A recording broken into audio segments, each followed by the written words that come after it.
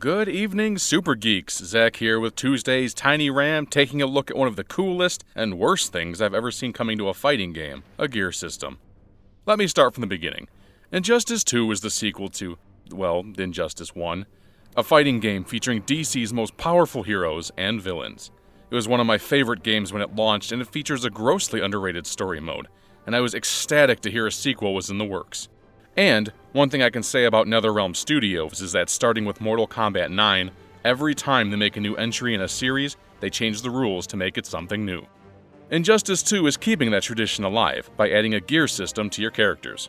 Instead of typical costumes that we can purchase as DLC like usual fighting games have, NetherRealm is changing things up by having unlockable costume pieces with their own stats and bonuses. On the surface, this seems really cool. I mean, I'm a total nerd for gear and loot systems, and anything that allows me to change my look cosmetically is aces. With that said, the inherent problem with gear systems is that there's always gear that reigns far above other gear.